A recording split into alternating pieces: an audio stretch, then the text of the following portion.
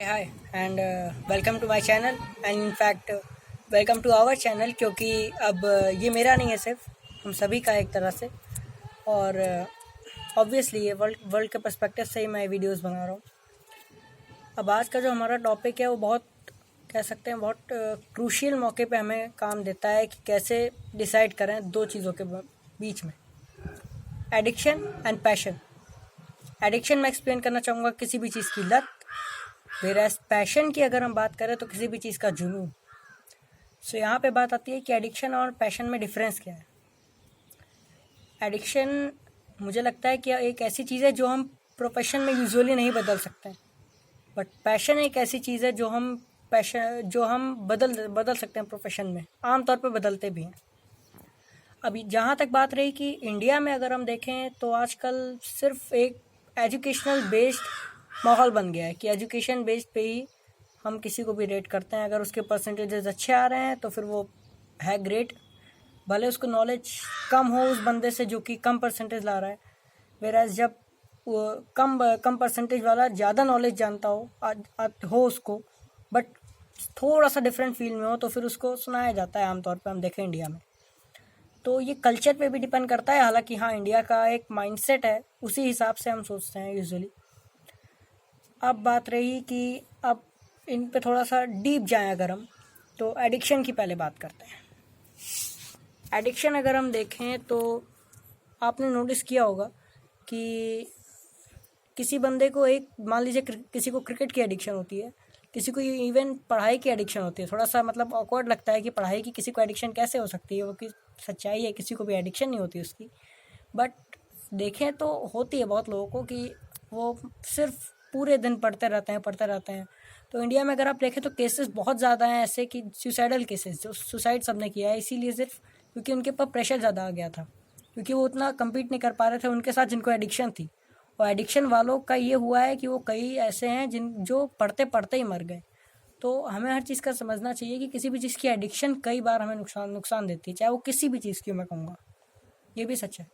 But addiction अगर हमें हो, हम उसको एंटरटेनमेंट बेस्ड रखें तो वो ठीक है। और इनफैक्ट अगर आपका इंटरेस्ट हो, आपका पैशन हो, प्लस आपकी एडिक्शन हो तो लाजवाब है, सोने पे सुहागा है। अब बात रही पैशन की।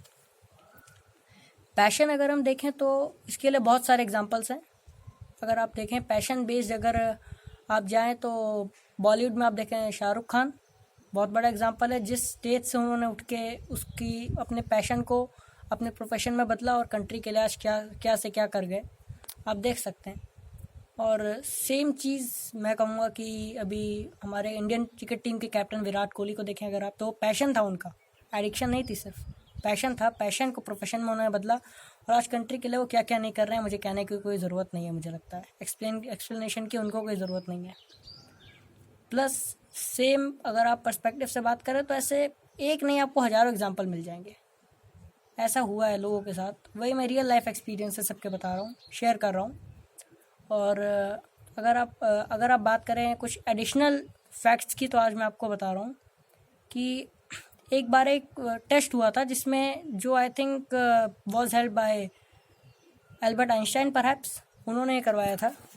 और उन्होंने बताया था कि जिनकी आईक्यू लेवल या जिनका स्टडीज़ में इंटरेस्ट कम था, जो मतलब कम इंटरेस्ट लेते थे जब वो स्कूल में पढ़ा करते थे, उनका मतलब आईक्यू लेवल जब टेस्ट हुआ और जो ज़्यादा था उनका टेस्ट हुआ, तो जब 40 साल बाद जब देखा गया तो जो अच्छा मतलब जिनका आईक्यू लेवल था उनको तो अच्छे खासे मतलब मिला ही आगे चल के जॉब, बिल्कुल। क्योंकि आईक्यू लेवल बल्कि मैं कहूँगा एक पर्टिकुलर पर्सपेक्टिव से देखे, स्कूल के पर्सपेक्टिव से वो चेक हुआ था, ऐसा नहीं कि आईक्यू लेवल किसी का कम था।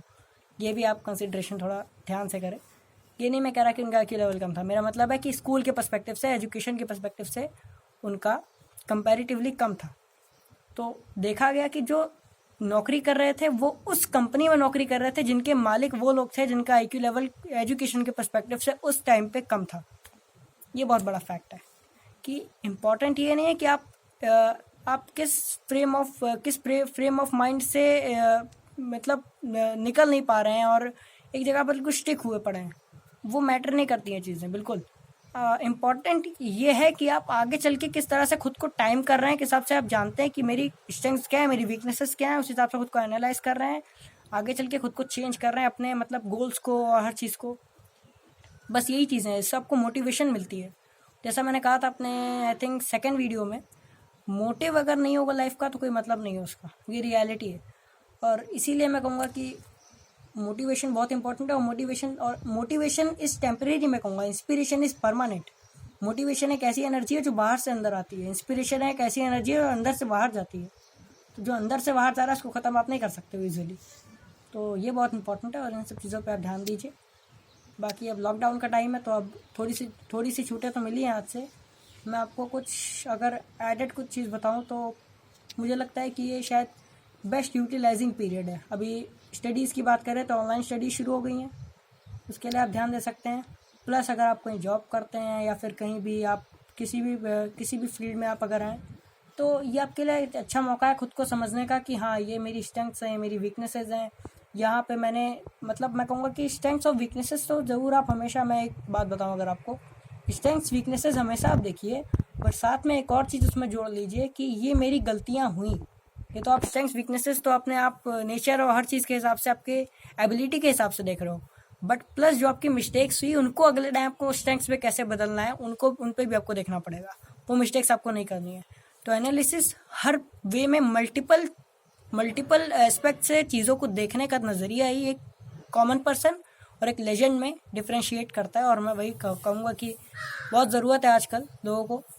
बाकी आप लाइक करिए, शेयर कीजिए, सब्सक्राइब कीजिए और नोटिफिकेशन बेल भी बजाइए ज़रूर, और कमेंट ज़रूर करिएगा अच्छा सा।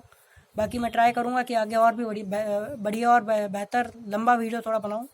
बाकी खुश रहिए, बस इतना ही आज के लिए।